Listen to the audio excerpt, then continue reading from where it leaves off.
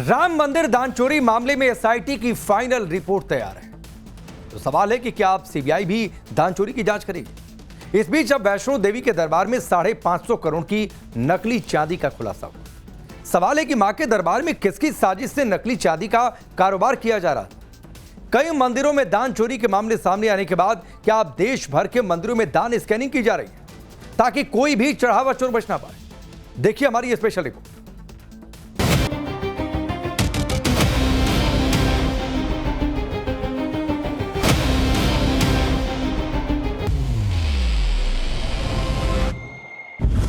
क्या राम मंदिर चढ़ावा चोरी की जांच एसआईटी के बाद सीबीआई से होगी?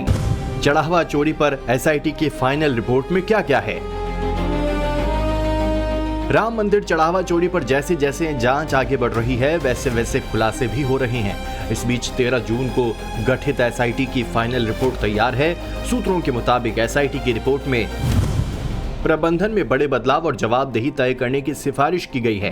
रिपोर्ट में चढ़ावे के संग्रह और गणना प्रक्रिया में खामियों पर फोकस किया गया है।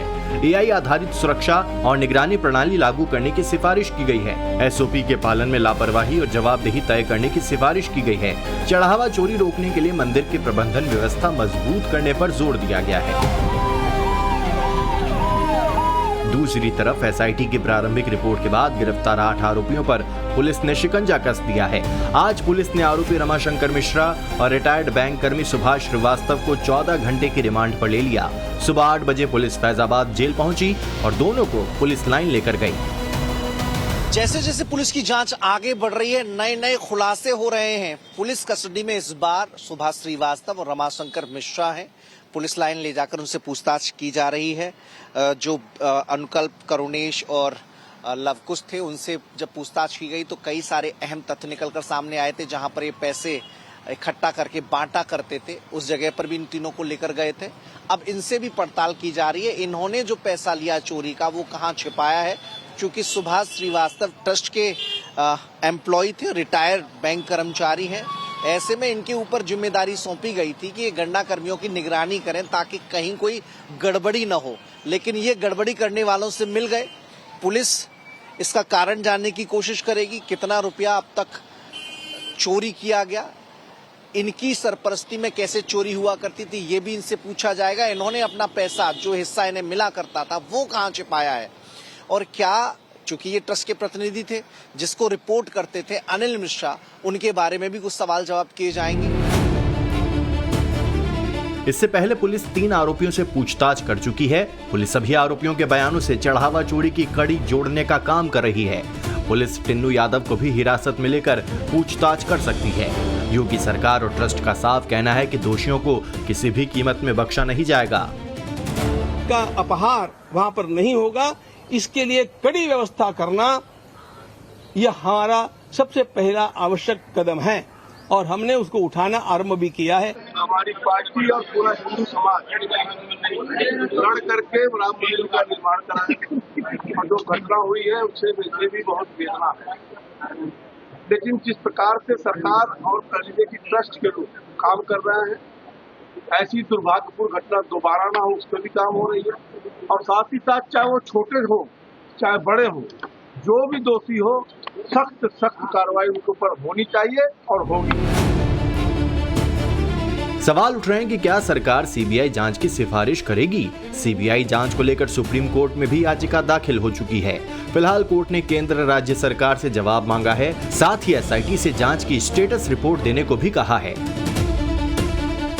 सवाल करोड़ों भक्तों की आस्था का है। ऐसे में क्या राम मंदिर चढ़ावा चोरी के बाद सरकार ने पूरे देश के मंदिरों में दान चोरी ना हो इसके पूरे इंतजाम कर लिए हैं? क्या देश के सभी मंदिरों की स्कैनिंग की तैयारी हो गई है? क्या अब मंदिरों को फुल प्रूफ बनाने की तैयारी है? इन सवालों के साथ करोड़ों लोग सरकार की तरफ उम्मीद की निगाहों से देख रहे हैं और ऐसे हालात के बीच भी अयोध्या में भक्तों के आने में कोई कमी नहीं दिख रही है। लेकिन अयोध्या दर्शनार्थियों की बात की जाए तो दर्शनार्थियों की संख्या जो है 50 से 60 हजार दर्शनार्थी पर डे अयोध्या दर्शन करने आ रहे हैं और अयोध्या अपने रामलला का दर्शन ही कर नहीं बल्कि रामलला को चढ़ावा भी चढ़ा रहे हैं। भीड़ तो कम नहीं हुई है, भीड़ तो आ रही है, लेकिन जो भी आरोपी है उनको गिरफ्तार किया जाए। इस रूमर का जो आपको फर्क दिखा होगा, केवल 1 हफ्ते का था, अभी मौके पे अगर देखा जाए करीब 4-5 दिन से तो पब्लिक बढ़ी हुई है। भीड़ कितनी आ रही है? भीड़ बहुत आ रही है सर। व्यापार आपका व्यापार सही है सर। लगभग कितनी भीड़ आ जाती होगी? लगभग 4 से 5 लाख। तो जैसा करेगा उसे सजा मिलेगी। बाकी व्यापार की बात है, व्यापार जिसका जैसा चल रहा है बढ़िया चल रहा है। तो दर्शनार्थी भी खुश है, आते हैं दर्शन करते हैं और चले जाते हैं। लेकिन राम मंदिर चढ़ावा चोरी के बाद देश भर के कई मंदिरों से चढ़ावा चोरी की घटनाएं सामने आई हैं। उत्तराखंड के बद्रीनाथ मंदिर में वित्तीय अनियमितताओं और दान चोरी के आरोप सामने आए। सरकार ने जांच के आदेश दिए, एसआईटी का गठन किया गया। चढ़ावा चोरी के मामले में एक आरोपी को गिरफ्तार भी किया गया, जो सीसीटीवी में दान, उपहार और कैश साफ करता दिखाई दिया। कि उस विषय पर किसी को राजनीति करने की आवश्यकता नहीं है। ये राजनीति से ऊपर उठकर विषय है, और जब मेरे संज्ञान में आया तो मैंने तत्काल उस पर कार्रवाई करने के लिए तत्काल निर्देशित किया भाइयों बहनों, और मैंने कहा कि ये ऐसा पाप है, ये ऐसा गलत काम है कि ये जैसे कोई गौ हत्या करता है या अपने माँ बाप की हत्या करता है, उससे भी बड़ा पाप है भाइयों बहनों। किसी कीमत पर हम नहीं छोड़ेंगे। गुजरात के बनासकांठा के प्रसिद्ध अंबाजी मंदिर में भी दान की गिनती के दौरान एक आरोपी पैसे चुराता रंगे हाथ कैमरे में कैद हुआ, जिसकी जांच जारी है। राजस्थान के नागौर के प्रसिद्ध बुटाटी धाम यानी चतुरदास महाराज मंदिर में जांच के बाद करीब 22 करोड़ रुपए के कथित गबन का सनसनीखेज खुलासा हुआ है, जिसकी जांच की जा रही है। श्री पद्मनाभ स्वामी मंदिर केरल में पुलिस इंटेलिजेंस रिपोर्ट्स ने मंदिर के सुरक्षा व्यवस्था और चढ़ावा प्रबंधन पर गंभीर सवाल उठाए हैं। इसी तरह पूर्वा तिरुपति श्री बालाजी मंदिर गुवाहाटी में भी दान पेटी और चढ़ावे की चोरी के मामले रिपोर्ट किए गए हैं। वहीं मध्य प्रदेश के मां बगलामुखी मंदिर में चढ़ावा चोरी मामले में 3 सदस्यीय कमेटी जांच कर रही है। अब जम्मू कश्मीर के पवित्र माता वैष्णो देवी मंदिर से श्रद्धालुओं की आस्था को ठेस पहुंचाने वाली खबर सामने आई है। आरोप है कि मंदिर में चढ़ाई गई चांदी में भारी मिलावट की गई है। जब करीब 20 टन चांदी को पिघलाने के लिए सरकारी मिंट भेजा गया तो जांच में पता चला कि 550 करोड़ रुपए की चांदी में सिर्फ 20 से 30 करोड़ की चांदी ही असली थी, बाकी हिस्सा नकली यानी कैडमियम और लोहे का निकला। लाखों की तादाद में लोग यहाँ पर आते हैं, सुरक्षा व्यवस्था चाक चौबंद रहती है, लेकिन अब ऐसा मामला सामने आया है जो पूरी तरीके से लोगों की आस्था से जुड़ा हुआ है।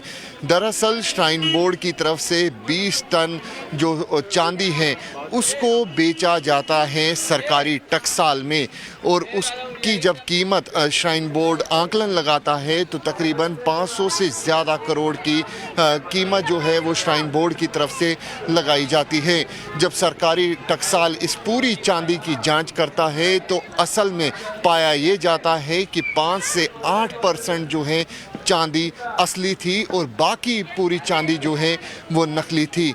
तो ये साफ तौर पे जांच का विषय अब बन चुका है कि आखिरकार मिलावटी चांदी किस तरीके से माता के दरबार तक पहुंची। नकली चांदी को लेकर अलग अलग थ्योरी दी जा रही है। थ्योरी नंबर 1 ये है कि चढ़ाई गई चांदी नकली थी। थ्योरी नंबर 2 ये है कि चांदी को लेकर बहुत बड़ी हेराफेरी हुई है। थ्योरी नंबर 3 ये है कि चांदी चढ़ाने वाले भक्तों के साथ धोखाधड़ी हुई है। फिलहाल श्री माता वैष्णो देवी दरबार में चढ़ाई गई 550 करोड़ की चांदी के मामले में जम्मू की अदालत ने पुलिस को रिकॉर्ड कोर्ट में पेश करने का आदेश दिया है। कोर्ट ने 29 जुलाई को अगली सुनवाई के दौरान जांच अधिकारी को व्यक्तिगत तौर पर पेश होने का आदेश दिया है। चढ़ावे में इतनी बड़ी मात्रा में नकली चांदी की बात सामने आने के बाद माता के दरबार में आने वाले भक्त आहत हैं। ये सरासर हमारी जो है आस्था के खिलाफ है और हमारी आस्था से ठेस पहुंचाई बहुत ज़्यादा। हम जो है चढ़ावा चढ़ाते हैं, अपनी श्रद्धा से मन से 1-1 रुपये जोड़ के चढ़ाते हैं और उसके बाद हमें पता लगता है कि वो जो है नकली है। ये यहाँ नकली तो कुछ चढ़ाएगा नहीं, जो ले जाएगा असली ही चढ़ाता है। जब हम लोग करते हैं बढ़िया चढ़ाने के लिए और वो गलत चढ़ा रहे हैं तो हमारे दिल बड़ी ठेस पहुँचती है। जांच की मांग करते हैं और इसकी जांच कमेटी होनी चाहिए। चीज़ें हो रही है तो इसकी जांच होनी चाहिए। सवाल है कि क्या सचमुच भक्तों के साथ धोखाधड़ी होती है या फिर जानबूझकर नकली चांदी चढ़ाया जाता है। कटरा से अक्सर लोग माता वैष्णो देवी धाम में दान और प्रसाद का सामान खरीदते हैं। वहां की दुकान में किस तरह की चांदी रखी गई है, रिपोर्ट देखिए। वो किस तरीके का सिल्वर है जो नकली टाइप दिखता है, हम आपको आज दिखाने की कोशिश करेंगे। ये देखिए, यहाँ पे जब श्रद्धालु आते हैं तो इस तरीके का जो नकली सिल्वर है जिसे गिल्ट कहा जाता है उसे यहाँ पर बेचा जाता है। लेकिन इन सब के बीच कई दुकानदारों से हमारी बातचीत हुई। उनका साफ तौर पे कहना है कि हमने कभी भी सिल्वर कहकर इस छत्र को नहीं बेचा, लेकिन अब ये जांच का विषय है। और यहाँ पर भी जिस दुकान में हम मौजूद हैं उन्होंने साफ तौर पे लिखा हुआ है आर्टिफिशियल, और यहाँ पे भी आप देख सकते हैं आर्टिफिशियल प्रोडक्ट और यहाँ पे नोट सिल्वर। ये वो छत्र है जो यहाँ से श्रद्धालु लेके जाते हैं। अब सवाल है कि क्या देश के बाकी मंदिरों में भी दान में मिले चांदी और सोना जैसे धातुओं को वैष्णो देवी की तरह ही पिघलाया जाता है, या फिर दूसरे मंदिरों से कोई और प्रक्रिया है। नव भारत की टीम पड़ताल करने काशी विश्वनाथ मंदिर पहुंची, जहां हमें जानकारी मिली कि यहां दान में मिली धातुओं को पिघलाया नहीं जाता, बल्कि सुरक्षित रख दिया जाता है। काशी विश्वनाथ मंदिर परिसर में अगर आप देखेंगे तो इस तरीके का जो दान पात्र है, जिसे हम हुंडी भी कहते हैं, ये जगह जगह लगाए गए हैं। और इस दान पात्र को हफ्ते में 2 दिन यानी मंगलवार और शुक्रवार को खोला जाता है। सीसीटीवी के साथ साथ आम लोगों की मौजूदगी में प्रशासनिक अधिकारियों और मंदिर से जुड़े जो तमाम ट्रस्टी होते हैं, जो लोग होते हैं, जिम्मेदार लोग होते हैं, उनके सामने इस दान पात्र यानी हुंडी को खोला जाता है और चढ़ावे में जो पैसा आता है और जो धातुएं होती हैं उनको अलग किया जाता है। और इसके बाद उन सभी सोने और चांदी को एज इट इज यानी जिस रूप में वो रहता है वहां पर ट्रेजरी में जमा करा दिया जाता है। यानी जो दूसरे मंदिरों की तरह उन धातुओं को पिघलाया नहीं जाता है। जब भी सोने चांदी की चीजें चढ़ाई जाती है और उसकी आप रसीद देते हो तो उसको चेक करना चाहिए बकायदा। वहाँ एक सोनी बिठा के उसको चेक करके फिर ही ट्रस्ट को लेना चाहिए। इसमें जो है ट्रस्ट बदनाम हो रहा है। दान दे रहा है तो भाव के प्रति दे रहा है, तो अगर भाव से दे रहा है कितने टन का दे रहा है, कितना परसेंटेज उसमें है, उसको जांच करके दे। जिसको श्रद्धा से देना होता है ना, वो कभी दिखाता नहीं है। वो कहते हैं ना, हम एक हाथ दिया दूसरे हाथ को पता नहीं लगना चाहिए। तो आज के इसमें कितनी सच्चाई है किसको पता है। अब सवाल है कि क्या राम मंदिर से लेकर देश के दूसरे मंदिरों में दान और चढ़ावे की चीजों को लेकर पूरी तरह ट्रांसपेरेंसी बरतने का वक्त आ गया है? क्या मोदी सरकार ऐसा फुल प्रूफ प्लान बनाने जा रही है जिससे न तो चढ़ावे की चोरी हो सके और न ही किसी तरह की हेराफेरी संभव हो? वैष्णो देवी धाम से अंकित भट्ट, काशी विश्वनाथ मंदिर से आशुतोष सिंह और अयोध्या से अभिषेक श्रीवास्तव के साथ ब्यूरो रिपोर्ट, टाइम्स नाउ नव भारत। इस बीच हरिद्वार के मनसा देवी का एक वायरल वीडियो सामने आया। वीडियो 13 जुलाई का बताया जा रहा है। वीडियो सामने आने के बाद पुजारी पर चढ़ावा चोरी का आरोप लग रहा है। वायरल वीडियो में पुजारी महेश दुबे चढ़ावे में मिलने वाली नकदी को अपनी जेब में डालते हुए नजर आ रहे हैं। हालांकि मां मनसा देवी मंदिर ट्रस्ट के अध्यक्ष महंत रविंद्रपुरी का कहना है कि ये उनके विरोधियों की चाल है और आए दिन उन्हें बदनाम करने के लिए षड्यंत्र रचे जाते हैं। आगे बढ़ते हैं। पेट्रोल में इथेनॉल मिलाने को लेकर विवाद थमने का नाम नहीं ले रहा। इथेनॉल नीति को लेकर विवाद अब नेक्स्ट लेवल पर पहुंच चुका है। केंद्रीय मंत्री नितिन गडकरी की इथेनॉल नीति को लेकर कथित रूप से भ्रामक और आपत्तिजनक वीडियो सोशल मीडिया पर प्रसारित करने के मामले में बड़ा एक्शन हुआ है। मामले में नागपुर सदर पुलिस थाने में 4 सोशल मीडिया इन्फ्लुएंसर्स के खिलाफ FIR दर्ज की गई है। पुलिस ने BJP social media cell Nagpur शहर के अध्यक्ष शिशिर त्रिपाठी की शिकायत पर यह केस दर्ज किया। जिन लोगों के खिलाफ FIR दर्ज की गई है उसमें YouTuber Manish Kashyap, Instagram influencer देसी बॉयज, इन्फ्लुएंसर हर्षित राठी, इन्फ्लुएंसर अंकलेश शामिल है। FIR के मुताबिक शिकायतकर्ता ने आरोप लगाया है कि 3 जुलाई 2026 को केंद्रीय मंत्री गडकरी ने इथेनॉल और फ्लेक्स फ्यूल वाहनों को लेकर एक कार्यक्रम में संबोधन दिया था, जिसके बाद कुछ सोशल मीडिया प्लेटफॉर्म पर उनके बयान को कथित तौर पर तोड़ मरोड़ कर पेश किया गया। अब आपको बताते हैं कि FIR में क्या क्या आरोप लगाए गए। मनीष कश्यप ने अपने YouTube चैनल पर इथेनॉल नीति को लेकर कई वीडियो अपलोड किए। नितिन गडकरी के बयान को कथित रूप से गलत संदर्भ में प्रस्तुत किया। देसी बॉयज को लेकर लिखा गया है कि इस नाम के इंस्टाग्राम अकाउंट पर भी ऐसे वीडियो साझा किए गए। इथेनॉल नीति को लेकर भ्रामक दावे किए गए। केंद्रीय मंत्री के खिलाफ आपत्तिजनक भाषा का इस्तेमाल किया गया।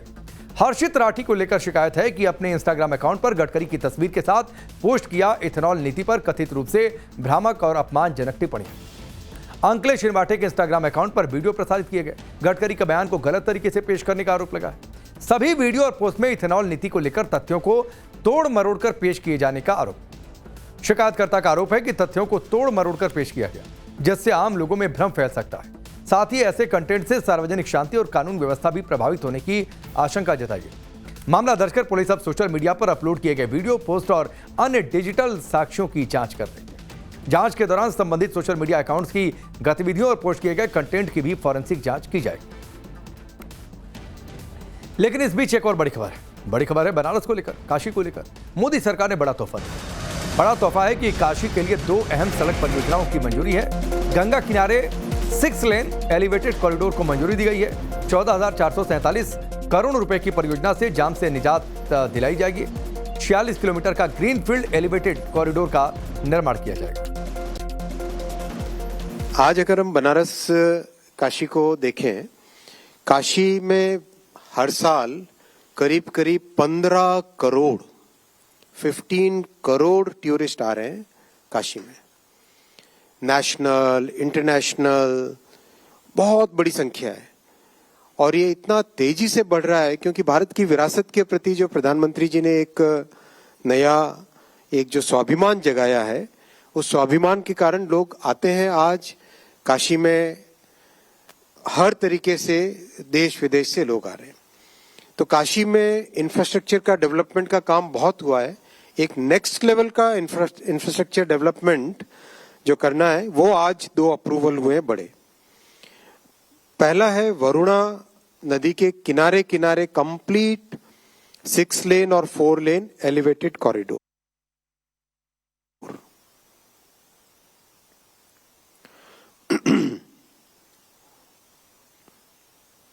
ये वरुणा एक्सप्रेसवे का कंप्लीट रूट मैप।